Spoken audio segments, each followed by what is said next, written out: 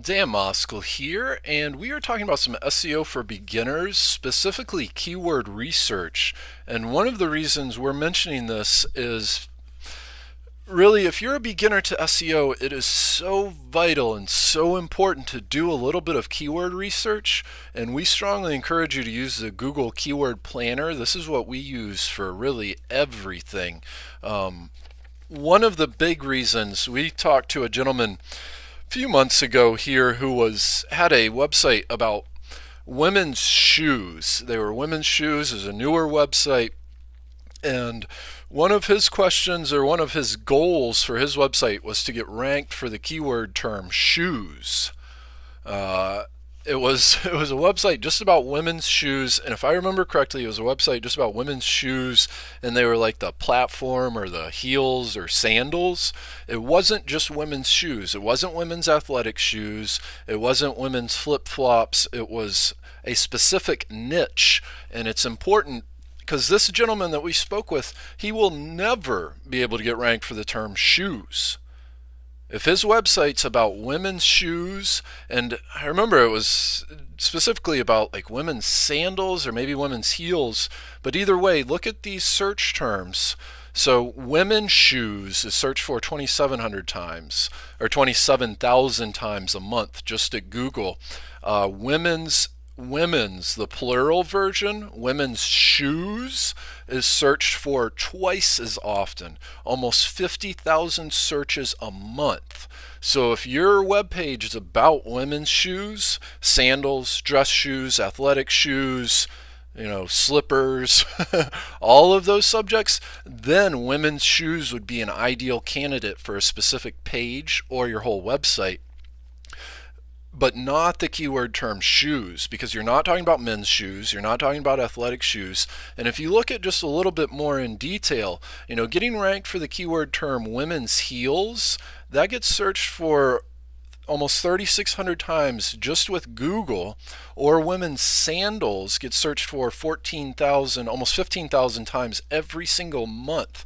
Those are going to be a lot easier terms to get a page ranked for than women's shoes, or the even more general keyword terms such as shoes, which, this is a common mistake and it's okay, but shoes get searched for over 1 million times every single month.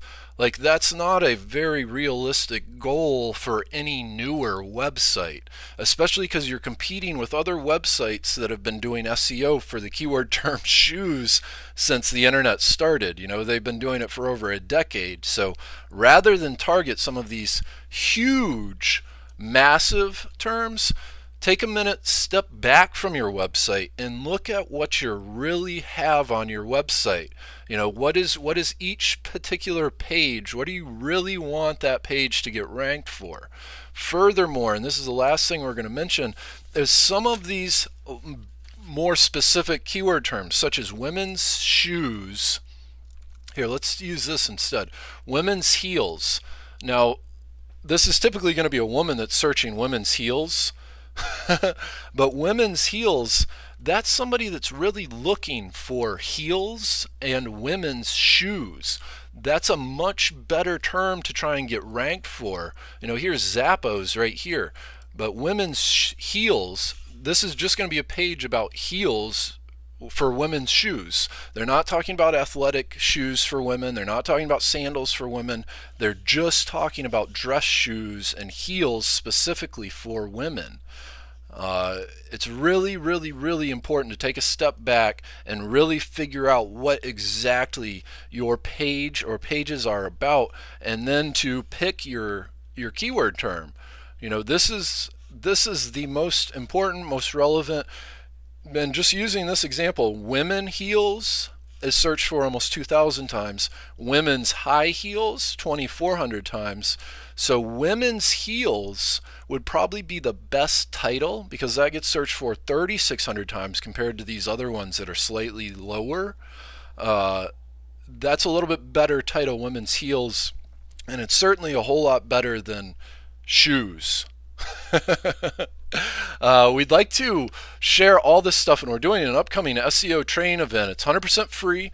We're going to do this on January 21st, 2014, but we're going to use the Google Plus Hangouts so we can take live questions and really help you. We're going to do this over a number of sessions, and we're going to do it before January 21st if we have 100 students enroll. And just the other day, we had 12 less than 48 hours after publishing this website. So, please visit danmoscowuniversity.com. Sign up for this upcoming event. If you happen to miss this or seen this 3 years, if it's 2020 and you're watching this, still visit we'll put a URL in the description below. But we really want to help you with this SEO and really simplify a lot of this stuff, because it really is not rocket science, I promise. The SEO, just doing the fundamentals and the basics, and we're going to talk a whole lot more, so please subscribe to our YouTube channel. In the next video, we're going to talk about some of the most common mistakes, not including this one, but some of the most common mistakes we've seen from folks that are looking for help with some SEO and getting website rankings and getting free, natural, organic search traffic to your website. We've personally spent hundreds of thousands of dollars, probably closer to millions of dollars, paying for advertising on the exact same traffic that you can get for free. So we suggest that you get both of them, especially if paid advertising is working for you. Then keep using paid advertising, but also target the free natural SEO search traffic.